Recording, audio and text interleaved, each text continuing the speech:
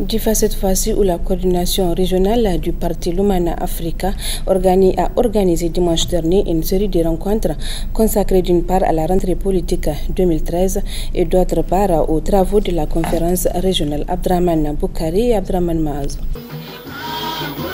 La maison des jeunes de la culture de Difa, en servant dimanche dernier de cadre aux assises organisées par le mouvement démocratique nigérien pour une fédération africaine moderne, Lumana Africa, consacrée d'une part à la rentrée politique 2013 et d'autre part aux travaux de la conférence régionale du dit parti, était pleine comme un œuf.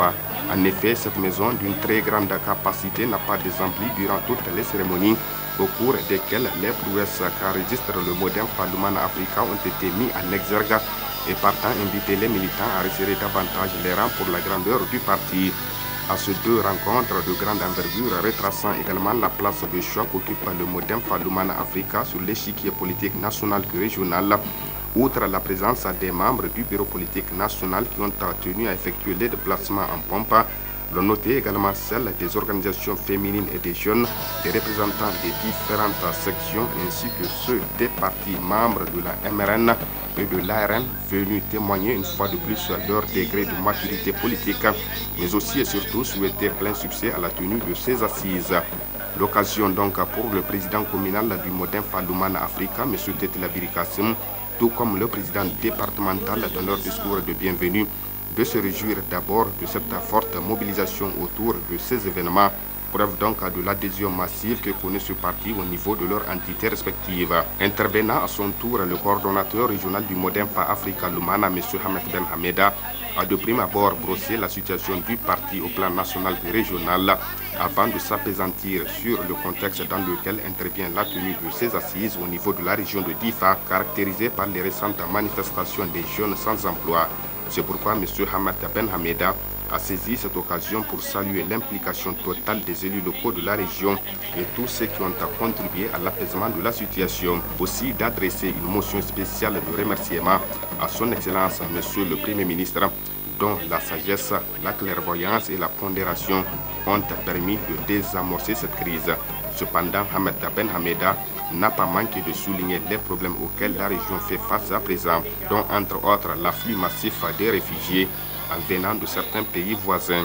La question cruciale de la gestion du développement local avant de demander aux autorités de la 7e République de prendre les dispositions appropriées par rapport à ces préoccupations. À noter qu'à l'issue des travaux de la conférence régionale, les participants n'ont pas manqué de formuler une série de résolutions.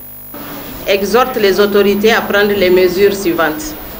L'appui pour la réalisation des puits pastoraux modernes dans les zones nomades, tout en tenant compte des vrais besoins de la population et selon une répartition équitable. La réalisation des forages dans les zones sédentaires se situant aux abords de la Komadougou-Yobé et des anciens lits du lac Tchad afin de donner la chance aux populations d'accéder à une eau saine. La conférence demande avec insistance aux autorités et aux partenaires du développement de mettre en place un fonds conséquent pour une prise en charge efficiente des familles sinistrées et des réfugiés. Ces actions doivent viser d'abord à réinstaller les familles victimes des inondations en leur recréant un cadre de vie décent et en aidant celles-ci à développer des activités socio-économiques. Réinsérer les réfugiés dans le tissu socio-économique par la création des activités génératrices de revenus.